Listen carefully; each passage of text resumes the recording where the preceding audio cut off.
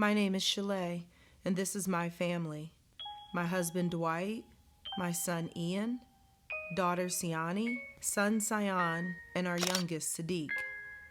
There is a member of this family that, although you will not see him in the portrait, is still living in our hearts and thoughts. My son Izzy, the baby that led me through a journey of faith.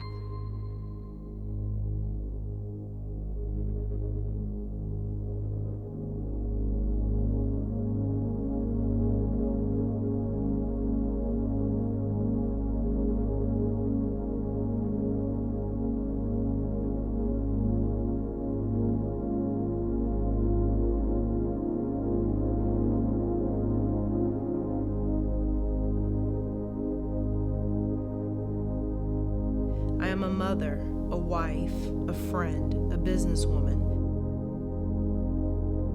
But most important, I'm a servant. Each experience that I had in my life, even the darkest episodes, were preparing me to become the woman that I am now. The time has come for me to share my story. I was in probably about 4th or 5th grade. It's okay, Shalay. It's gonna be all right. You can do this. I know you can. What is the story that makes Shalay be this strong and amazing woman that is today? Well, besides the story, I think that God had already prepared me. He already knew what I would need and the things that I would go through. And so I feel like my whole life He had instilled tools and experiences that would prepare me. And so I'd gone to church one day and I was in a Sunday school class, and they told us to draw a Bible verse out of the hat. And the goal was to, by the next Sunday, you were supposed to memorize your verse. And at that time, I was probably like 11 or 12. So I memorized the verse. I was so proud. I got the verse, but it didn't have any meaning to me. I just memorized the verse, and it didn't mean anything to me at that time. But sometimes as a child, when you memorize something, it sticks with you. And so I think that that scripture was instilled in me because God knew that I would need it later. It's Isaiah 44:6, and it says, "I am the first and I am the last, and besides me there is no God." So that verse just kind of played through my life, and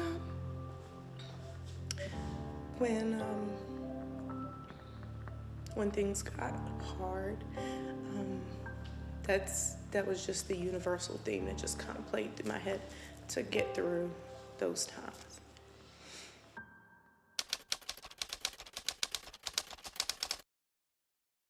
By the time I was 22, 23 years old, I had 3 children. And so we made the decision that we weren't going to have any more. And so we had a tubal ligation. And sometimes when you don't see your way out, like this is it, we've got 3 kids, we're in Philadelphia, this is as good as it's going to get, you know, we make decisions based on that. And then when my husband went into the military and we realized that there is another world, that there's life outside of Philadelphia, that, you know, we decided that we wanted to have more children.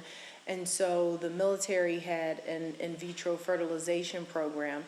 And so we signed up for it, and we went through lots of blood work, lots of shots, lots of medications, and we were blessed to conceive Izzy through in vitro fertilization.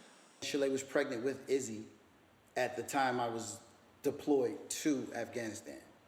So in Afghanistan, we were there for about 5 months, and while on a routine mission, we went out to fix a vehicle that had been in a battle earlier that day, and I ended up ripping my shoulder up. Under the vehicle, fixing it, some parts fell, and I ended up tearing the cartilage in my shoulder. So that was how I ended up coming back to Hawaii just in time for Izzy's birth.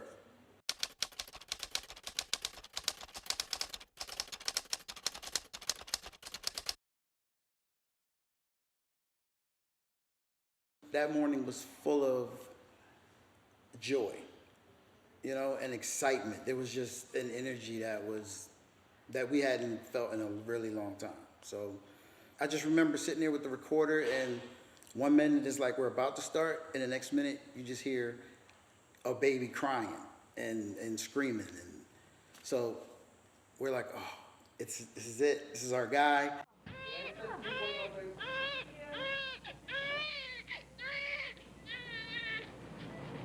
I know.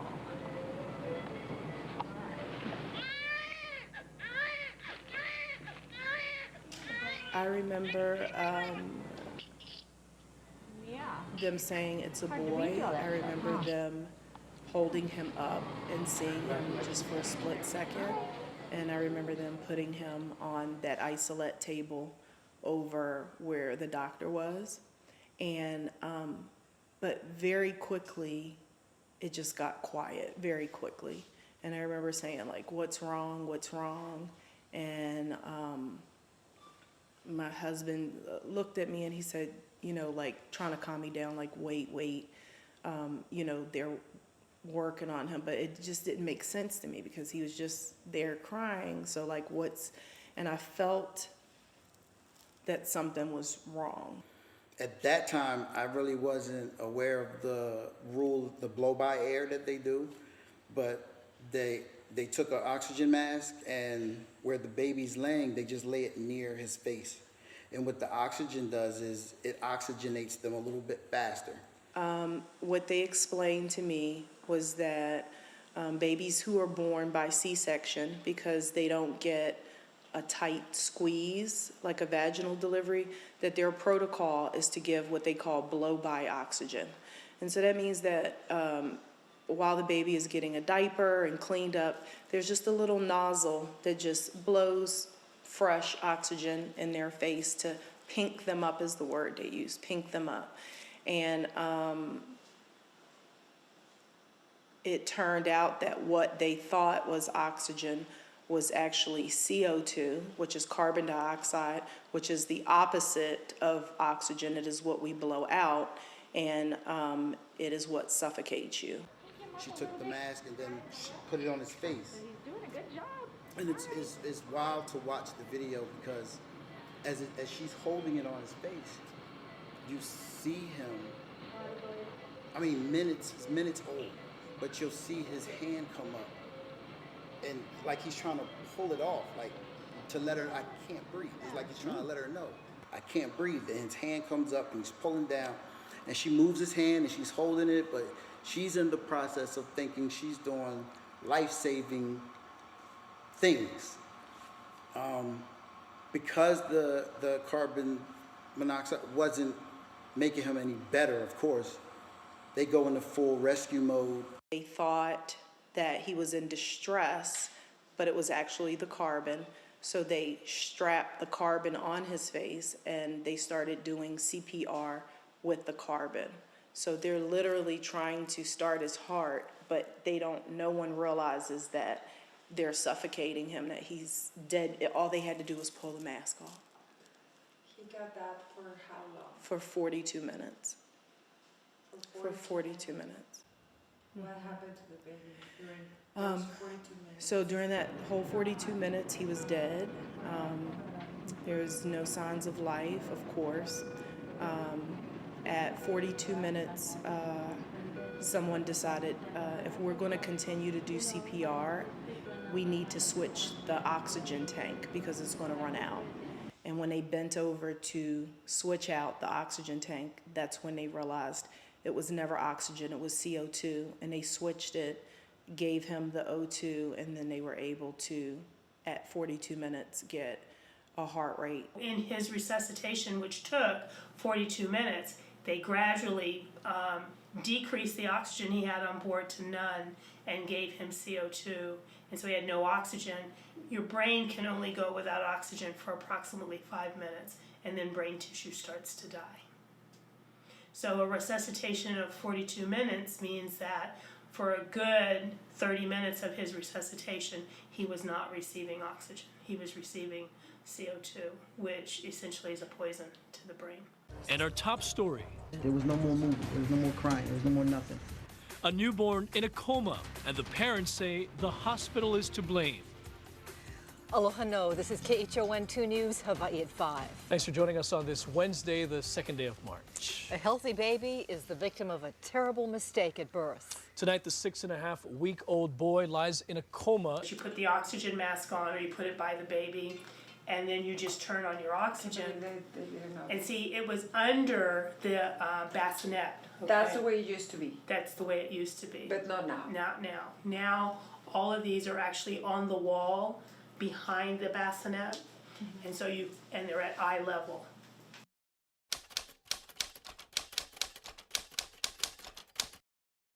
Dwight and Shalay Peterson wanted a fourth child. After 7 years of trying and more than one in vitro procedure, she became pregnant. Baby Izzy was born healthy at Tripler Hospital, but 1 minute into his life, a nurse placed a mask over the baby's face to administer oxygen. At least it was supposed to be oxygen. It turned out to be carbon dioxide. I watched him deteriorate from the screaming and crying to, okay, it's a little less screaming.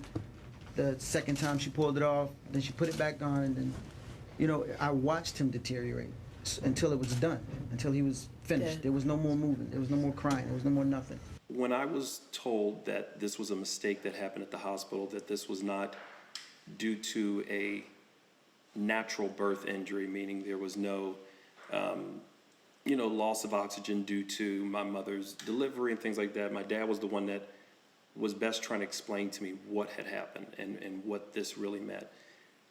I think for anyone, any time in life where you get something that's supposed to be perfect, that's supposed to be normal, and someone takes that from you, the first thing that comes to your mind is anger. But one thing I realized throughout the years that my mother has taught myself, as well as my other siblings, is anger doesn't get you anywhere. It's understanding. Understanding that there was a bigger purpose, a bigger picture to be seen.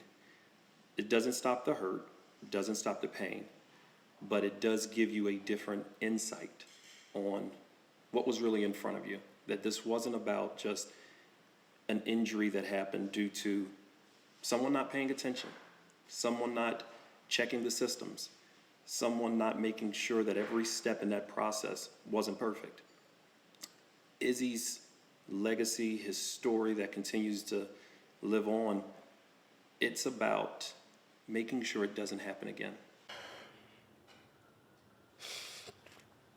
What I would like to say to Izzy is, you were too perfect. That's the only way I can rationalize it.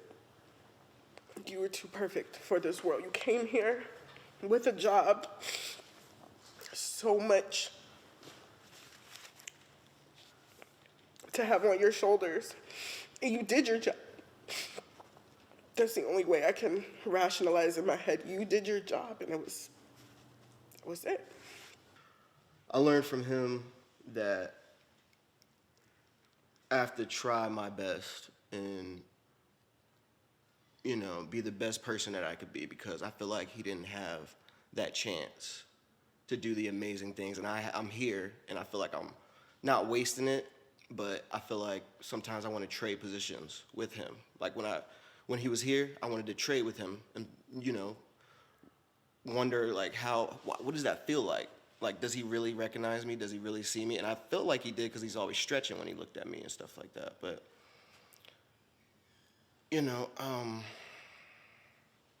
I just want to do everything as if he was still here and he was able to do it. I just want to make him proud. 42 minutes went by before it was realized that a mistake was being made. The Petersons say Tripler officials have apologized and told them the mistake won't happen again. And in big letters on the carbon dioxide. I wouldn't want anybody else to go through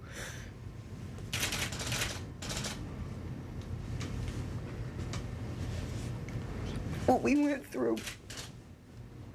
But it's too late for my baby. Baby Izzy needs help to breathe and will need 24-hour nursing care his entire life.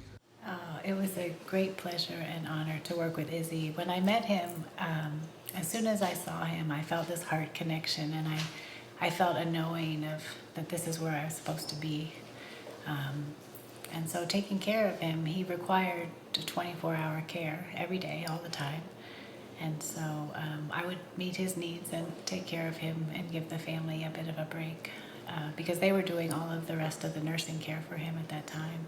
And each time I would come to work with him, I would hold his hand in a certain way and kind of rub his arm a little bit and then lean down and get right close to his face and his ear and tell him that I was here at Susan and I'm here with you today because his family had been taking care of him for other days.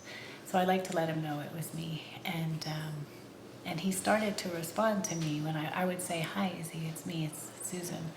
And after months of taking care of him, he started responding back and saying, "Huh."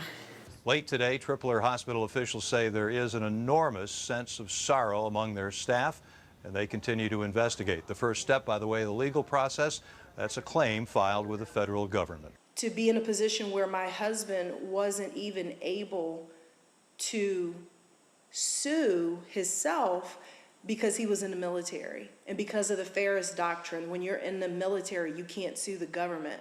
So being his ad litem to be the person not only representing myself, not only representing my son, but now being a representative for my husband who's left voiceless because he's serving, he's actually a part of them.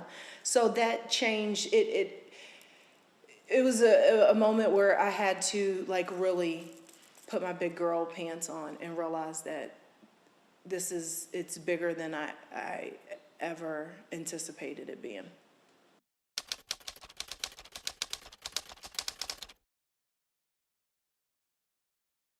This egregious error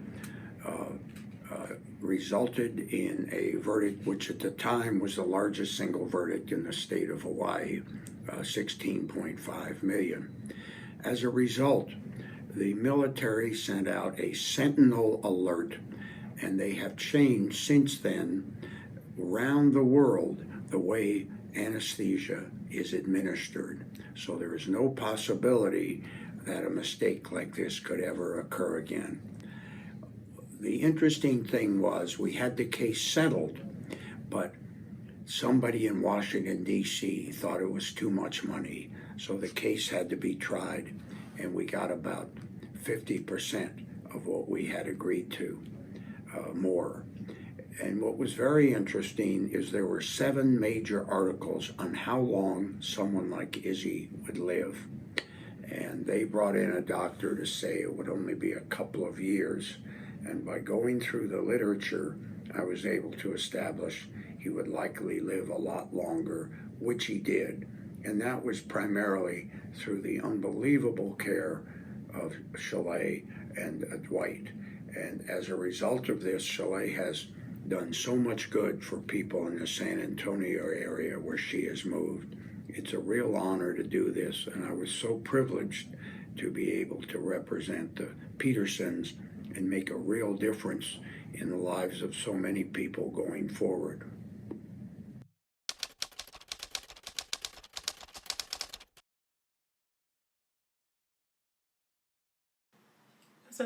It was a very hard day.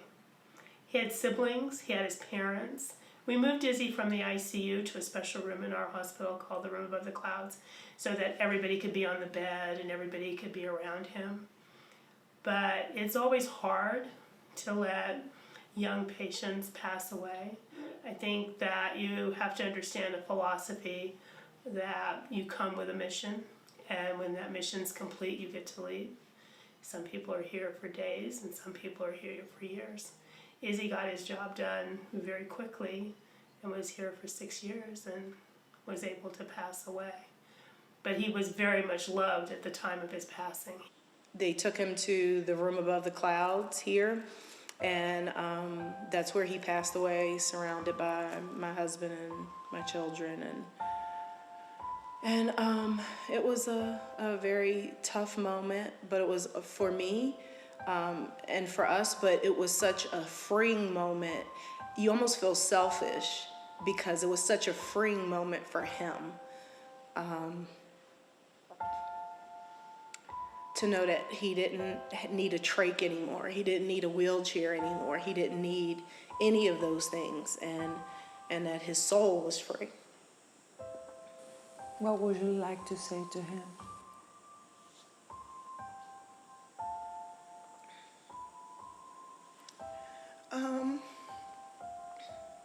Thank you.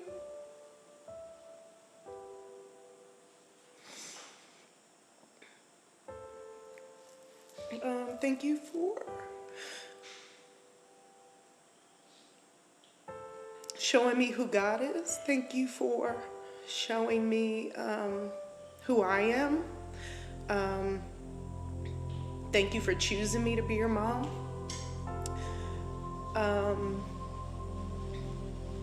And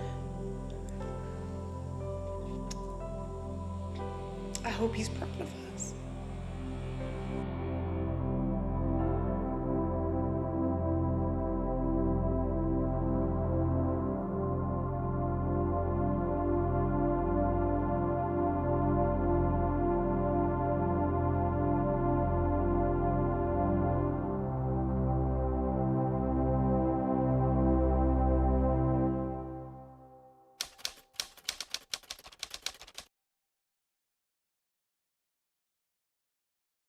I'll call her back in, I don't know, about 30 minutes or so. I'll give her a call back. Okay. Everything all right with her? Yeah, everything's good. Okay, Yeah, awesome. I'll let her know. All right. Thank you. Cool. Thanks.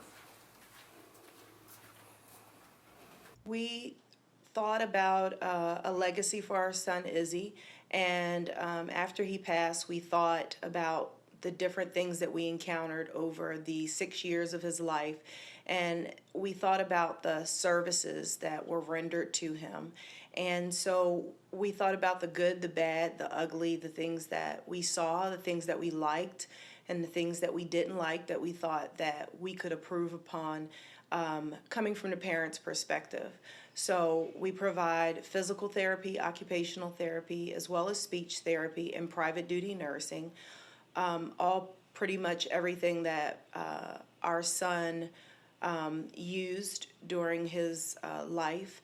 And we just wanted to give back to the children of South Texas and just offer them home health services that were based from the parent's point of view.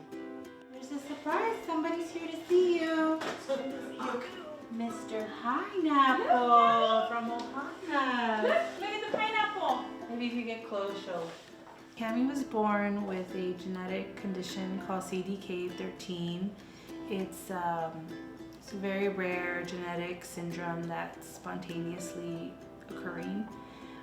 So we're just kind of learning more and more about it as time goes on. But basically she has a lot of developmental delays and some medical conditions as well. Apple? Fish? Where's the apple? Where's the apple, Cami? Where is it? Huh? Where's the apple? Show me apple. Cami. Good job! Yay, Cami! Good job. Look, apple, soft. Currently what we're working on with Cami, we're working on improving her oral motor skills in hopes of her being able to eat, at least for pleasure, one day. Right now all of her nutrition is through a tube into her stomach. But we're also working on communication. We're working on improving her language skills to get her to recognize different things in her environment. So Cami's been getting speech therapy with Ohana for quite a while now, a few years. She's had an excellent therapist. She's made so much progress with her communication. I know the owners of the company, Chalet and Ian, and they're both really wonderful people.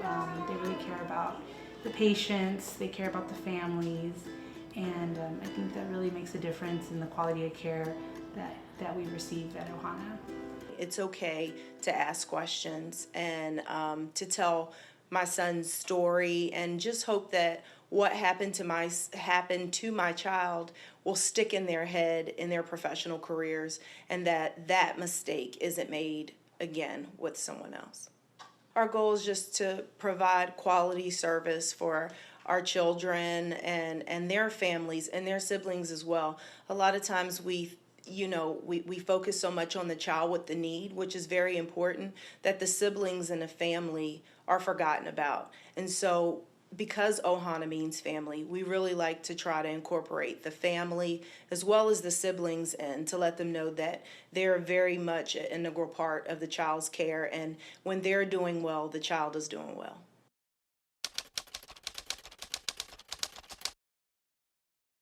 There were moments when I was at my breaking point, and we both were, but she would muscle up and say, you know what, we're gonna be all right.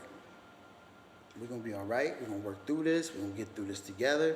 And then there were times when she was just beyond her point, and I would have to say, listen, I feel the same way you feel, but we got kids to think about, we're gonna be all right, but I've never had anybody support me the way that she does. Any other person that I know or couples that I know would never survive what you two went through and still be together. And Izzy was a blessing in your life. Yeah. My babies. Don't cry. Don't cry. Because you're going to make me cry. Can't mess up the makeup. I didn't pick my mom. God picked my mom for me. I could have been born to any mother in the world, but God said I was supposed to be her child. And her strength, the things she has to go through mentally that we don't see, that we don't hear, that she keeps to herself, I can feel it. I know it's there.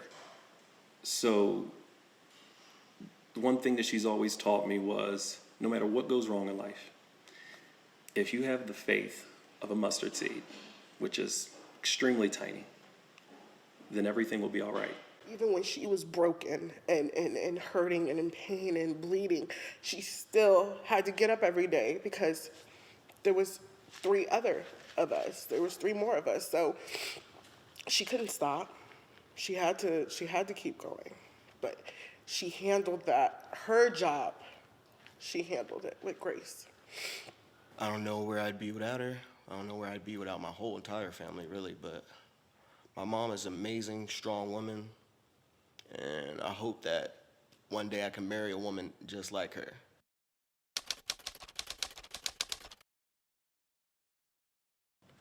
Do you know our story, even though you really weren't there and you were a baby? Yeah. What does Izzy mean to you, even though you were so young, when he was born and when he passed away? What do you remember? Not much. No? How do you think it affects you? Do you feel a sense of responsibility? Do you feel a need to carry on his legacy and remember him? Do you wonder what life would be like if he were still here? Yeah, just kind of wonder what it would be like if he was still here. Yeah. And do you think that you being the baby that came after Izzy, do you think you're spoiled? Not spoiled. Do you think it makes you? Do you think you get away with more? Do you think it? Yeah. Yeah. What do you think in the future, like going into your life, you'll do to honor Izzy's legacy? I don't know yet. You don't know yet? That's okay. You'll figure it out. Love you. Love you. Okay. I know. Give you some sugar. Good job.